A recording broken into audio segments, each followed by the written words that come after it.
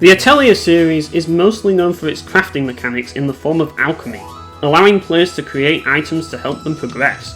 So why not throw building into the mix? Atelier Yumia isn't just an alchemy game anymore.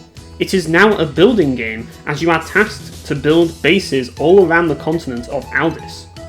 Naturally, being a fan of JRPGs, this caught my eye, as it is very rare to see creative features in JRPGs. To start building, players need to enter building mode, which allows Yumia to place objects down. The snap function makes it very easy to place things, but it can be turned off if you want to place objects wherever you please, allowing you to phase objects into other objects.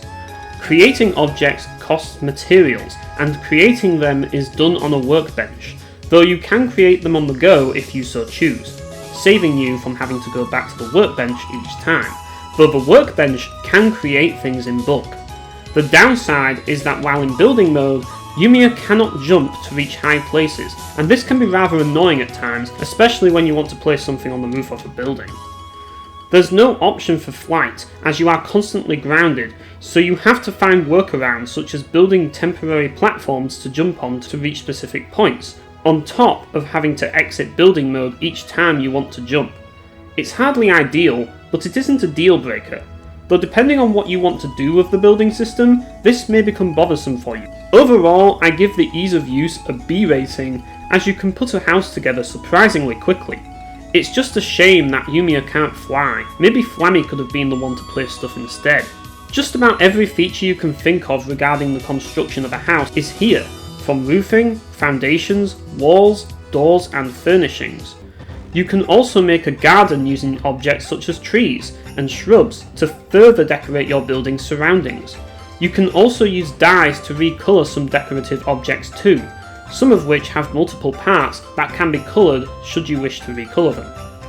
I have to give the features category an S rating because it has everything you could possibly ask for. There's a surprising amount of objects you can obtain throughout the game to decorate the interiors and exteriors of your buildings. There are many different variants of items to keep things varied and make sure each build is unique. As you progress through the game, you will acquire blueprints from treasure chests, shops and even some missions. Pioneering goals also reward blueprints as well as unlocking them through increasing the comfort levels of each base you build. You'll quickly find that you have a lot to work with as you continue through the game. I will give the flexibility category an S rating since there's enough parts to make some really exotic buildings. There really is no shortage of decorative options here. Player-made houses look absolutely gorgeous in Atelier Yumia. I would argue that the players' buildings look way better than any of the buildings you find in-game. The visuals category definitely deserves an S rating for sure, since everything you make stands out in a good way, as opposed to looking like a cheap knockoff when compared to the in-game buildings. Now, what is the purpose of building bases, you ask? Well, for starters, each base has a fast travel point, which lets you place functional objects that can be used for a multitude of things.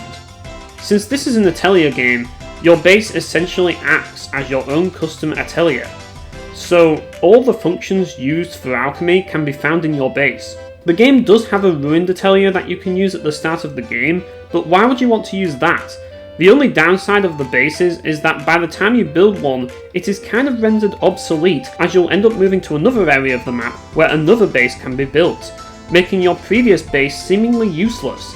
However, there are other reasons to build bases as they do contribute towards pioneering goals, as well as having certain objects that grant additional features such as the forge. You also gain a resting bonus from your base too, which is dependent on the base's comfort level. Overall, I give the functionality category a C, as while it is useful for a few things, I do think that it could have played a bigger role in the game than it does.